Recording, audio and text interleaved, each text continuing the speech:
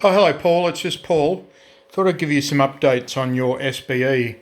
Um, this is twofold. First of all, I'll go through just a brief of what I picked up in your radio.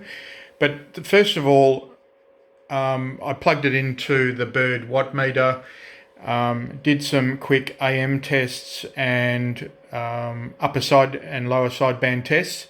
First of all, you were only on the Bird watt meter on AM doing about 2 watts, and on SSB you were lucky if you were doing 7 watts.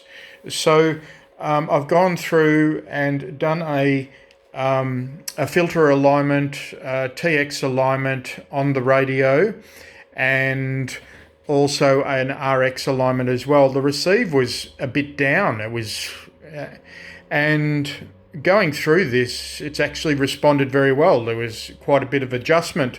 Now I'll just put on the 2-tone. Now this is an average meter, it's not PEP. So I want to show you the results.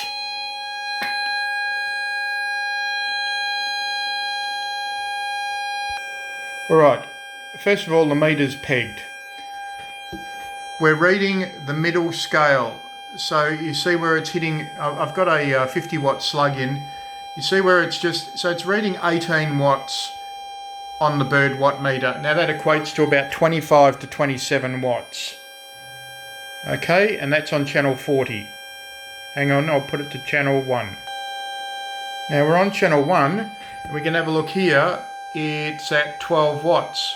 So I'm going to try and fix that a tiny bit as well. Yeah.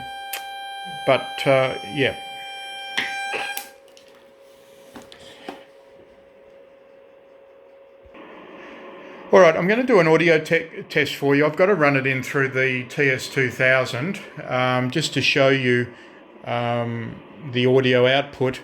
I'm not finding this muffled audio that you're talking about. What I am finding is that the radio is a tiny bit off frequency from upper sideband to lower sideband. So let's have a look at this. We're on 2405. Testing 1 2, testing 1 2 1 2. Testing 1 2 1 2. There we go. There's the harmonic. 1 2 1 2 1 2. Now I'm going to flick this to upper sideband. Testing 1 2 1 2 1 2. All up. Oh, I've actually brought it back on. All right, not a problem. So there is no difference between the two, which is good. Okay, so that's progress. Now I'll flip it over and show you. Okay. I'll show you what I've found on the surface. So first of all, somebody has added an optocoupler in here, right here, and the line goes around, and it's put onto the clarifier circuit. So I don't know what that is about. I've never seen that before. In here it all looks relatively good. It does need a cap change. At some point you've had a new relay put in, which is good. And that's it for the top. I'll just flip it over. Okay, we're back again. It's flipped over. Now, the first thing that I noticed when I opened the case up was that, yes, there's been quite a bit of work around the relay here, which is where you do your clarifier mod. But this here has got me intrigued. Somebody has put in, I don't know what it is. I haven't lifted it up, and I'm probably not going to. I don't want to disturb this area.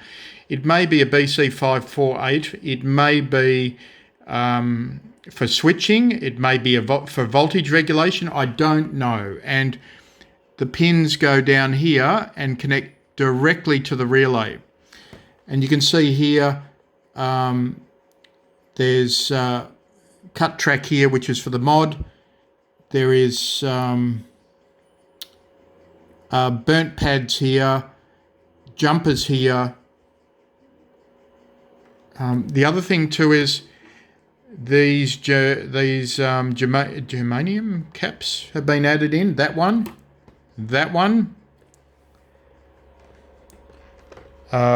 This has been added in, as is that resistor there.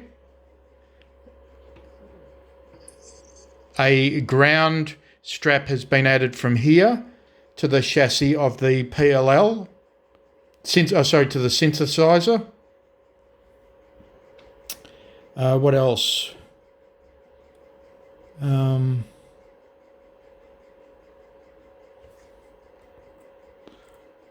There's lots of hair in here, mate.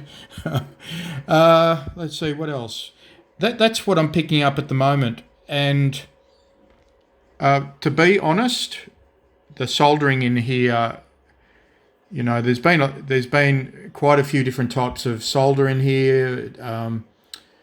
There's been hot irons, very hot irons in here, and there's a lot of flux. So I'll give you a call.